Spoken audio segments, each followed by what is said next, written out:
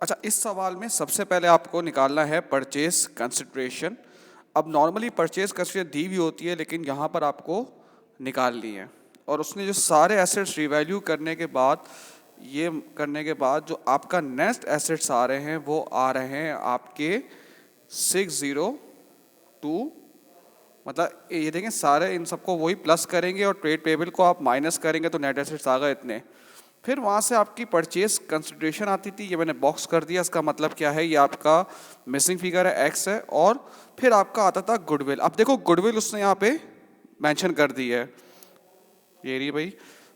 Profit 2 साल के कितने हैं, 13 और 17।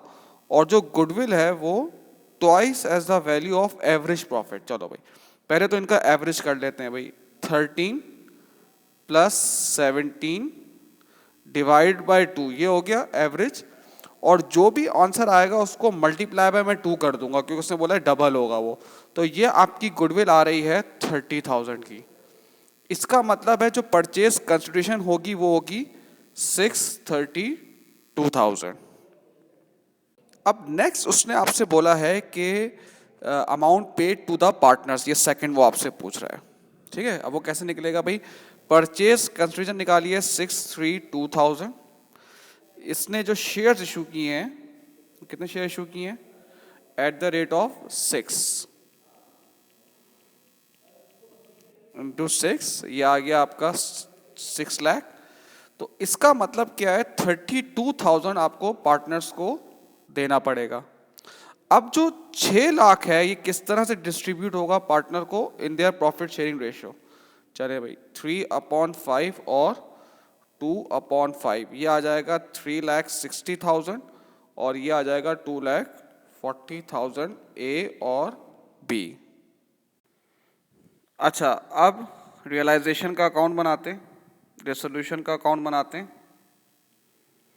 ठीक है भाई, लैंड एंड बिल्डिंग चले शॉर्टकट करते हैं कि नॉन करंट एसेट पूरा 498,000। ठीक है भाई, इन्वेंट्री 112, ट्रेड रिसीवेबल यहाँ पे रख के क्लोज करते हैं, और ट्रेड पेबल 155,000। और जो परचेज कंसिडरेशन हमने अभी निकाली है वो कितनी निकाली है, 632। तो इसके लिहाज से गेन आ रहा है 47 का।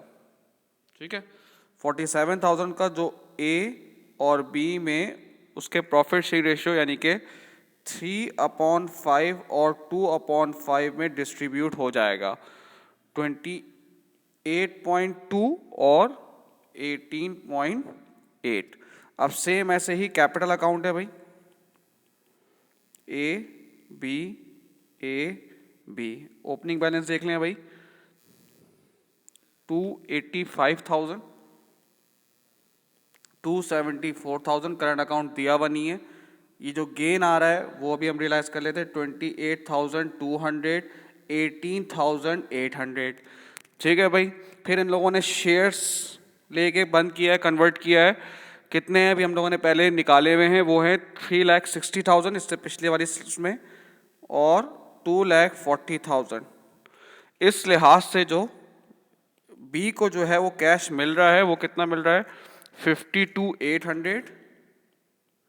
और ए को जो है वो कैश डालना पड़ेगा, वो कितना डालना पड़ेगा, 46,800। अब बैलेंस शीट में क्या होगा भाई, आप दोनों को जिस तरह से मिला के लिख लेते हैं, आप बिल्कुल वैसे ही दोनों का मिला के लिख लेंगे, लेकिन अमाउंट रिवैल्यूड होगी। Thank you.